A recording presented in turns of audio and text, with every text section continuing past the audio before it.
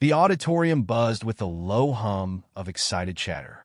Parents adjusted their seats, teachers whispered among themselves, and students tried their best to feign interest in the evening's event.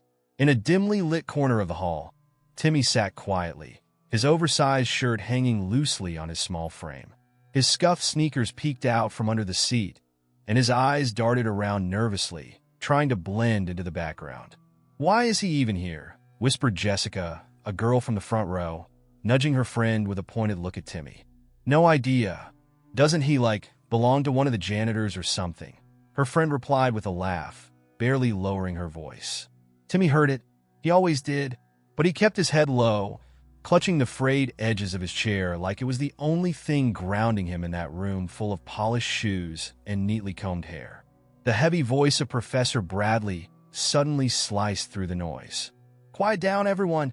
Let's maintain some decorum," he barked, tapping the microphone. Timmy shrank in his seat, hoping the attention wouldn't turn toward him. Professor Bradley was infamous for his sharp tongue and absolute intolerance for anything or anyone he deemed out of place. Unfortunately for Timmy, tonight he would become the embodiment of everything the professor disliked. As the lights dimmed further, Bradley's eyes swept across the room. They landed on Timmy, and his brows knitted into a scowl. The boy's worn-out appearance stood out like a sore thumb among the well-dressed crowd. "Excuse me," Bradley's voice boomed. The room stilled. All eyes turned toward him. "You there in the back." He pointed a stiff finger directly at Timmy. "What are you doing here?" Timmy froze, his breath caught in his throat. He looked around, as if hoping the professor was addressing someone else. "Yes, you," Bradley snapped, his tone dripping with impatience. "Get up. Stand where we can see you." The audience began to murmur. A few students smirked. Others exchanged confused glances. Timmy rose hesitantly, his small figure trembling under the weight of 100 stares. "I was just sitting, sir," he stammered, his voice barely audible. Bradley strode closer to the boy, his footsteps echoing ominously in the silent hall. "This event is for parents, students, and invited guests," he declared. "Do you fall into any of those categories?" I'm here to listen," Timmy managed, his hands fidgeting nervously. "To listen?" Bradley repeated, his tone mocking. "Do you even understand the value of what's being discussed here tonight? This is a space for those who belong. And you clearly do not." A gasp rippled through the crowd. "Professor, isn't that a bit?" One teacher began to interject, but Bradley cut them off with a raised hand. "No, Mr. Timmy," Bradley continued, ignoring the faint protests. "This is not a place for charity cases. Every seat in this auditorium was meant for someone who contributes meaningfully to this institution. You're taking a spot that doesn't belong to you." Timmy's cheeks burned with humiliation. He looked down, his fingers tightening around the edge of his shirt. "I'm sorry, sir. I didn't mean to cause trouble." "Trouble?" Bradley scoffed. "Trouble is exactly what you cause by being somewhere you don't belong." Someone in the back muttered, "This is too much." But no one stood up. A tear rolled down Timmy's cheek, though he quickly wiped it away.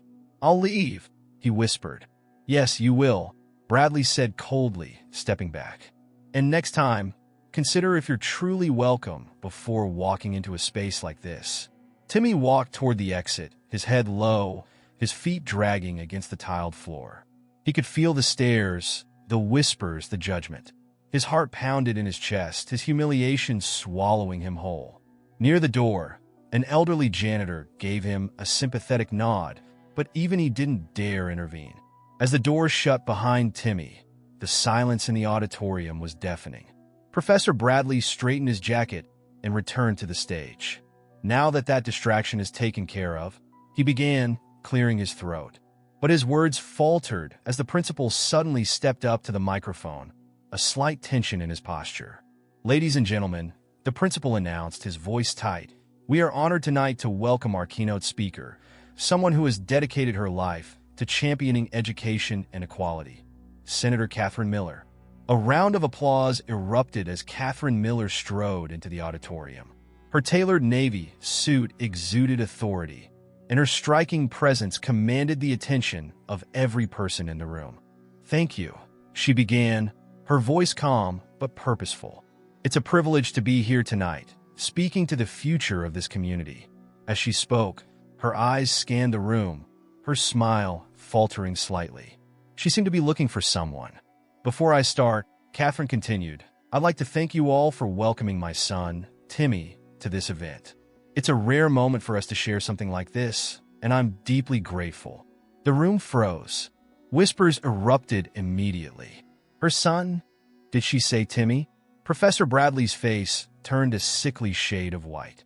Catherine looked around once more, her expression now tinged with concern. But where is he? I don't see him here. The weight of her words crashed down on the room like a tidal wave. All eyes turned toward Bradley, who was visibly struggling to maintain his composure. Bradley stammered, sweat forming on his brow. He left. There was some confusion, and Confusion? Catherine cut him off sharply, her gaze like steel. What kind of confusion could possibly warrant the absence of my son? The professor's words died in his throat. Catherine stepped forward, her voice firm. My son is not a mistake. He is not an inconvenience. And he is certainly not someone to be dismissed because of how he looks or what he wears. The crowd was silent, every eye glued to the unfolding confrontation. Bradley opened his mouth to speak, but closed it again, unable to find the words. Let me make this very clear, Catherine said, her voice steady and unwavering. Tonight, we're going to have a very important conversation about education and the barriers children face. And Timmy's absence is already proof of how far we still have to go. The silence in the room was deafening. The murmurs in the auditorium swelled as Catherine's words hung in the air like an unyielding weight. People exchanged uneasy glances, some shifting in their seats as if trying to distance themselves from the unfolding scandal. Professor Bradley stood frozen at the edge of the stage, his hands gripping the wooden podium tightly. Catherine's sharp eyes didn't miss the tension. Stepping forward, she adjusted the microphone and addressed the audience with a calm intensity that commanded silence. I would like to understand, she began, her voice steady but icy, why my son, my child, was made to feel unwelcome here tonight. The crowd collectively held its breath. Bradley attempted a weak smile, his voice trembling as he interjected. Senator Miller, I assure you, there was no intentional. Enough, Catherine interrupted, her tone slicing through his excuses. She turned to the audience.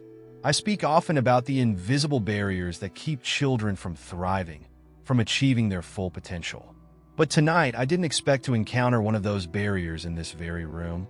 Several parents in the front row nodded subtly, their faces clouded with guilt. One mother whispered to her husband, she's right. That boy didn't deserve what just happened. Catherine continued, where is he now? Who here can tell me where my son is? Her question echoed unanswered. Bradley, visibly sweating, gestured toward the door. He left, Senator. There was a misunderstanding. I was under the impression that he wasn't supposed to be here. A misunderstanding? Catherine repeated, incredulous. You saw a child sitting quietly, doing nothing disruptive, and you assumed he didn't belong? Tell me, Professor Bradley, what gave you that impression? Bradley's face flushed red. It wasn't about appearances, Senator. I thought he was someone who wasn't part of this community. Catherine's lips tightened into a thin line. Not part of this community? She took a step closer to him, her presence looming. You mean to say that because he wasn't wearing a pressed shirt or polished shoes, he didn't look like someone who belongs? The professor opened his mouth to respond, but Catherine didn't give him the chance. Let me tell you something about Timmy, she said, turning to the audience. Timmy came into my life when he had nothing. No home, no family, no possessions beyond the clothes on his back. He was a child who had been failed by the very systems meant to protect him. The crowd shifted uneasily, some parents visibly moved by her words. Bradley avoided eye contact, his gaze fixed on the floor. And yet, Catherine continued, her voice rising with emotion. Timmy has more strength, more resilience, and more potential than many of us could ever hope to possess. He didn't ask for this world to treat him differently, but time and time again, it has. And now, here, in what should have been a safe and inclusive space, he was humiliated and cast aside because of preconceived notions about who he is. At the back of the room, A teacher raised their hand hesitantly. Senator Miller, I think I saw him near the parking lot. He looked upset. Catherine nodded, her expression softening slightly. Thank you. She glanced at Bradley one last time, her gaze cutting. We'll continue this conversation later, Professor. With that, she turned and left the auditorium, her heels clicking sharply against the floor. The crowd buzzed as soon as the door shut behind her, whispers and murmurs spreading like wildfire. Did you see his face? One student whispered to another, stifling a laugh. Serves him right, muttered a parent in the middle row. Bradley, still rooted in place, clenched his fists. His humiliation was palpable, and he could feel the judgmental stares burning into him. He cleared his throat, attempting to regain control of the room. Ladies and gentlemen, he said shakily, let's not lose focus on the purpose of tonight's event. We're here to discuss. No, Bradley, a voice called from the audience, cutting him off. It was Mrs. Green, one of the older teachers known for her blunt honesty. Tonight, we're here to face the truth. And the truth is, you owe that boy an apology. Bradley stiffened. I don't believe this is the appropriate time. Appropriate? Mrs. Green shot back. You made it public when you humiliated him in front of everyone here. Now, you need to make it right. Several people murmured in agreement, and Bradley's face burned red with anger and embarrassment. This is absurd, he muttered, retreating from the podium. I was only enforcing standards. Standards? Mrs. Green pressed. Or prejudices? The crowd gasped, and Bradley stormed off the stage, leaving the room in awkward silence. Outside, Catherine scanned the parking lot, her breath visible in the chilly night air. She spotted a small figure sitting on the curb, his shoulders hunched and his face buried in his hands. Timmy, she called gently, approaching him. He looked up, his tear-streaked face illuminated by the glow of the streetlights.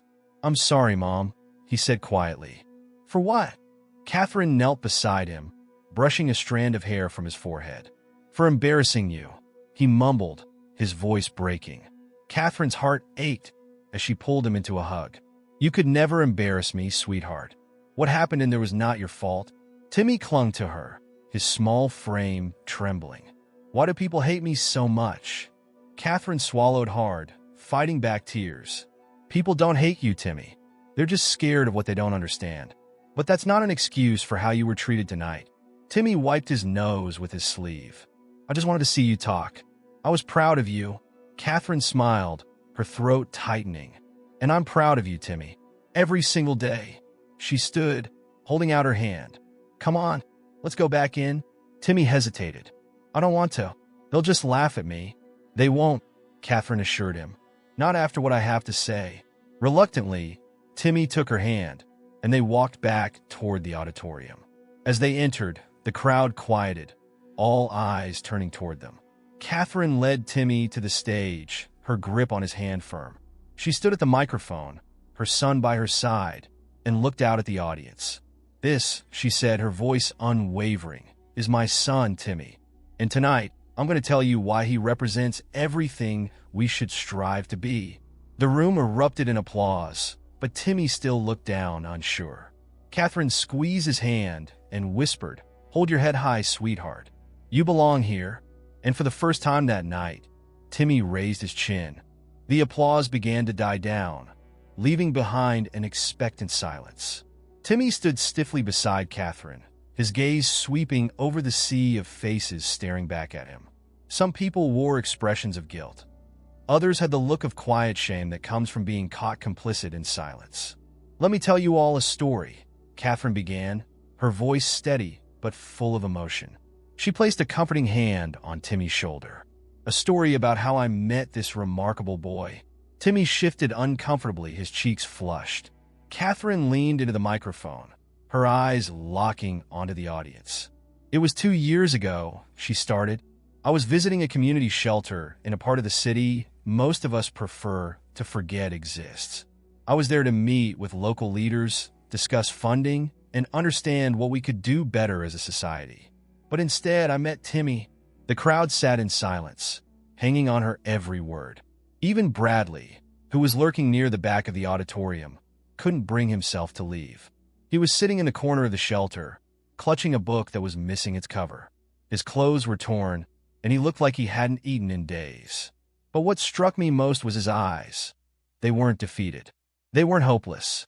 They were full of fire. Catherine paused, her voice tightening. I asked the shelter director about him, and what I learned broke my heart. Timmy had been in and out of foster care since he was a toddler.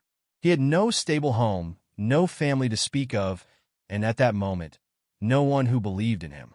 No one except himself. Timmy looked up at her, his face a mixture of embarrassment and admiration. Catherine smiled down at him before continuing. When I sat down to speak with him, I asked what he was reading. Do you know what he told me? She turned back to the audience, her voice softening. He said, it's a book about how the world could be better. I don't know what all the words mean yet, but I'm figuring it out. A murmur rippled through the audience. Catherine let the silence settle before pressing on. Here was a boy with every reason to give up, every reason to believe that the world didn't care about him. But instead, he chose hope. He chose to keep dreaming. And that's when I knew, she said, her voice growing stronger, that this was a child worth fighting for. Timmy swallowed hard, his hands trembling at his sides. Catherine knelt down so she was at his level, speaking directly to him but loud enough for the audience to hear. You are not a mistake, Timmy, she said, her voice cracking with emotion. You are not a burden. You are not someone who needs to shrink to make others comfortable. You are a gift to this world, and don't ever let anyone tell you otherwise. The room was utterly silent. Tears welled up in Timmy's eyes as he nodded, his lips trembling. Catherine rose and faced the crowd again. But here's the harsh truth. How many other children are out there just like him? How many are ignored, judged, or pushed aside because they don't fit someone's narrow definition of belonging? Her words struck deep, and some of the parents looked away, unable to meet her gaze.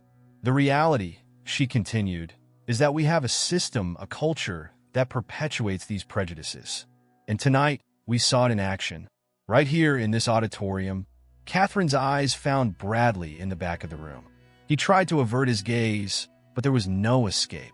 Professor Bradley, she said, her tone sharp but measured, you owe my son, and everyone in this room, an explanation. Because the truth is, your actions tonight were not just a mistake. They were a reflection of a mindset that has no place in our schools, our homes, or our society. The audience turned as one to look at Bradley. He hesitated, his face pale, before finally stepping forward. The walk to the stage felt endless, and by the time he reached the microphone, his palms were slick with sweat. He began, his voice faltering. He cleared his throat and tried again. I don't know what to say. Start with the truth, Catherine said, her arms crossed. Bradley glanced at Timmy, who was still standing quietly by Catherine's side. I judged you, he admitted, his voice barely above a whisper. I saw your clothes, your appearance, and I assumed you didn't belong. That was wrong. Timmy didn't respond, his expression unreadable. Bradley turned to the audience, his voice gaining strength. And it's not the first time I've done something like this. I've always prided myself on maintaining order, on upholding standards. But maybe I've been enforcing the wrong standards.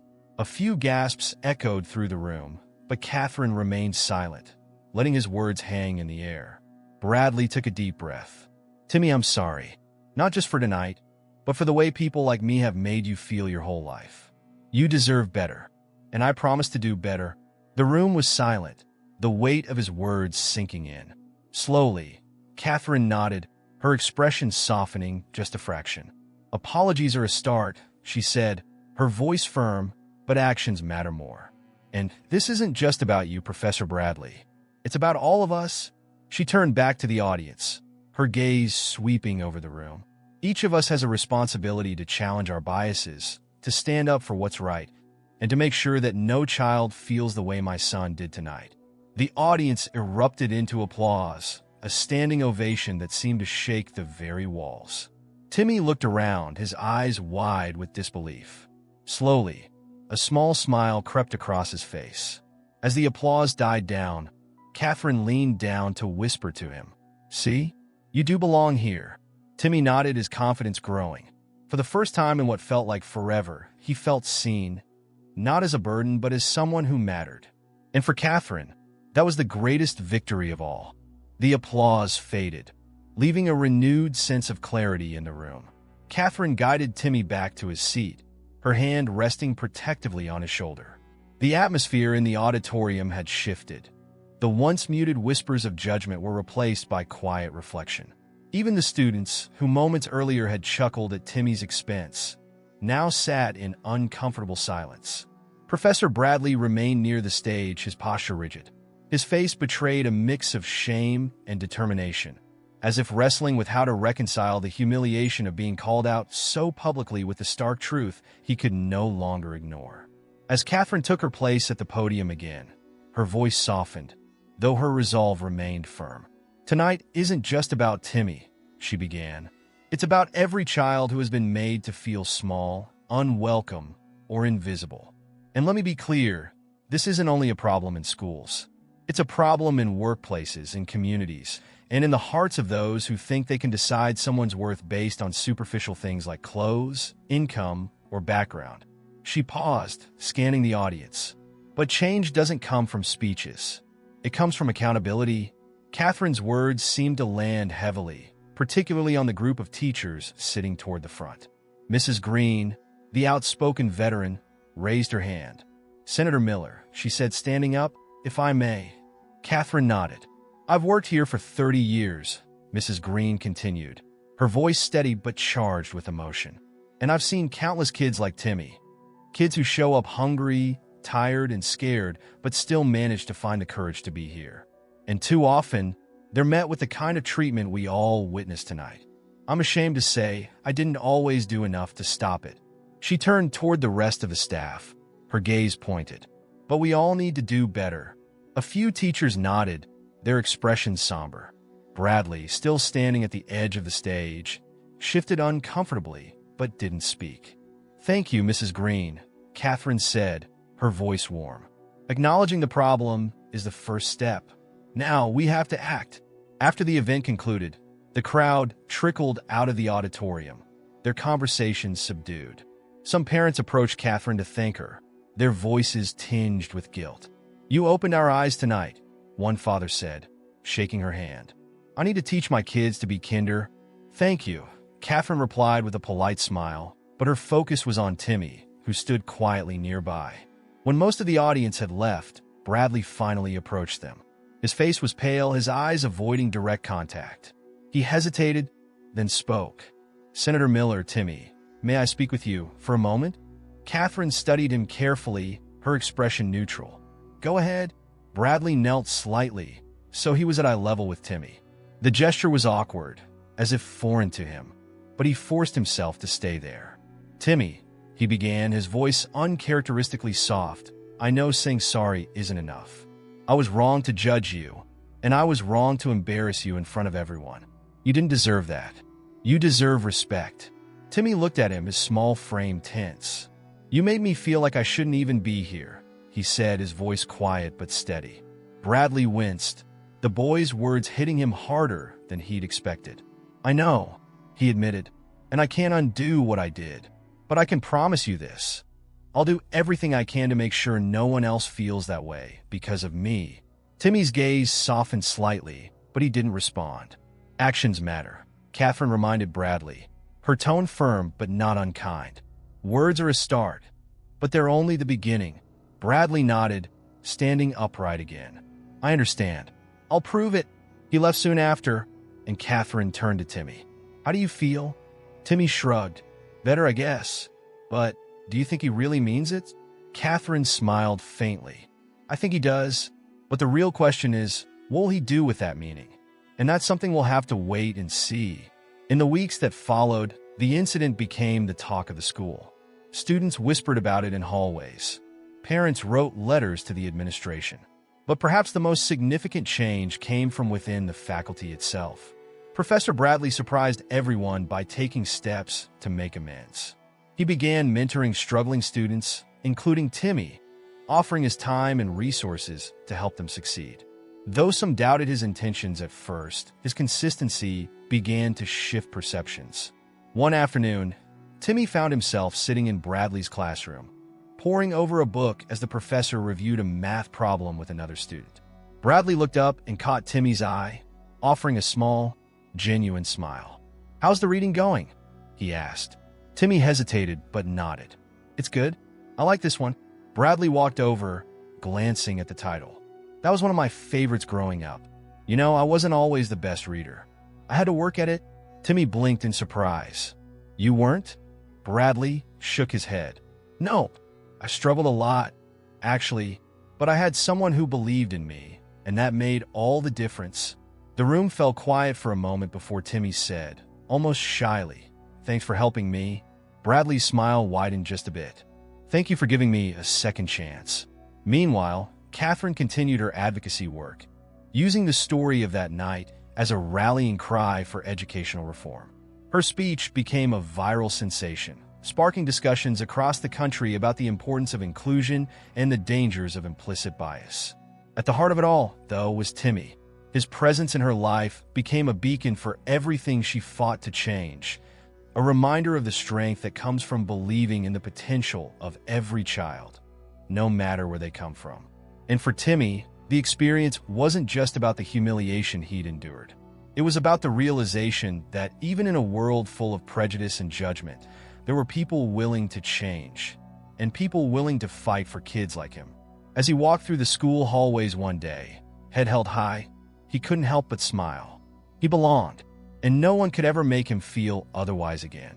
Months passed, and the echoes of that fateful night in the auditorium began to settle, though its lessons remained fresh. The school underwent noticeable changes, from updated policies on inclusivity to workshops for staff and students about implicit bias and empathy. Catherine's speech became the catalyst for a transformation that rippled beyond the school, touching the community in profound ways. But perhaps the most significant transformation was in Timmy himself. It was a bright spring morning when Timmy found himself standing in front of a classroom full of students. He wasn't used to being the center of attention, but today was different. His teacher, Mrs. Green, had asked him to present a short essay he'd written for a class assignment. Timmy's hands trembled slightly as he held the paper, but when he looked up, he saw encouraging smiles. Mrs. Green gave him a nod, and he began. "My essay is called Belonging," he said, his voice steady despite his nerves. He cleared his throat and read, "There was a time when I thought I didn't belong anywhere. When people looked at me, they didn't see me, they saw my clothes or my past, and they decided I wasn't worth much. But someone believed in me. Someone gave me a chance. And now, I know that belonging isn't about what you wear or where you come from. It's about being seen for who you really are." The room was silent as Timmy finished, but then a wave of applause broke out, loud and heartfelt. His classmates clapped, and a few even cheered. Timmy felt warmth rise to his cheeks, but this time, it wasn't from embarrassment. It was from pride. Meanwhile, in Catherine's world, her work as a senator had reached new heights. She stood in the Chamber of Congress, delivering a passionate speech about her latest bill, a sweeping education reform act aimed at providing more resources to underfunded schools and ensuring equal opportunities for all students. "This isn't just policy," Catherine declared. "It's about people. It's about kids like my son, Timmy, who have so much potential but are so often overlooked. It's our responsibility to see them, to lift them up, and to give them the tools they need to succeed." Her words resonated deeply, and the bill gained bipartisan support. For Catherine, it wasn't just a political victory, it was a personal one. Back at school, Professor Bradley had fully embraced his transformation. He became a mentor not only to Timmy, but to other students who had faced challenges. His once stern demeanor softened, replaced by a genuine desire to connect. One afternoon, as Timmy packed up his books after class, Bradley approached him. "Timmy," he said, "I wanted to tell you something." Timmy looked up, curious. "I don't know if you realize it," Bradley continued, "but you've taught me more in the past few months than I ever expected to learn at this stage in my life. You've shown me what strength looks like." Timmy blinked, taken aback. "Me?" "Yes, you," Bradley said with a small smile. "You made me see things differently. And for that, I'll always be grateful." Timmy nodded, unsure how to respond, but feeling a sense of pride he couldn't quite put into words. That evening, Timmy and Catherine sat together at their small kitchen table. The sun streamed through the window, casting a warm glow over the room. Timmy was working on a school project, and Catherine was reviewing her notes for an upcoming town hall meeting. "Mom?" Timmy said suddenly, breaking the quiet. "Yes, sweetheart," Catherine replied, setting her notes aside. "Do you think people really change?" he asked, his voice thoughtful. Catherine leaned back in her chair, considering the question. "I think people can change," she said, "but it's not easy. It takes courage, and it takes people willing to hold them accountable. Like you did with Professor Bradley." Timmy frowned. "I didn't really do anything. You're the one who stood up for me." Catherine reached across the table and took his hand. "Timmy, just by being yourself, by being brave enough to keep showing up, you changed how people see the world. That's no small thing." Timmy smiled, the weight of her words settling in. The following week, the school held a special assembly to honor students who had shown exceptional resilience and leadership throughout the year. To Timmy's surprise, his name was called. As he walked to the stage, the applause thundered around him. He saw Catherine in the crowd, her face beaming with pride, and even Professor Bradley clapping earnestly. When he accepted the small plaque, the principal handed him the microphone. "Would you like to say a few words?" Timmy hesitated, but then nodded. He looked out at the sea of faces, so many of whom had once made him feel invisible. "I just want to say thank you," he began, his voice steady. "Thank you for seeing me, and thank you for helping me see that I belong." The crowd erupted into applause again, and for the first time, Timmy felt something he hadn't truly felt before: home. That night, as Catherine tucked him in a bed, Timmy looked up at her with sleepy eyes. "Mom, do you think things will always be this good?" Catherine brushed a strand of hair from his forehead, her expression tender. "There will always be challenges, Timmy, but as long as you keep believing in yourself, and as long as we have each other, I think things will be more than good. They'll be amazing." Timmy smiled and closed his eyes, holding on to her words as he drifted off to sleep. And for Catherine, sitting by his side, there was no greater reward than knowing her son had finally found his place in the world. A place where he was valued,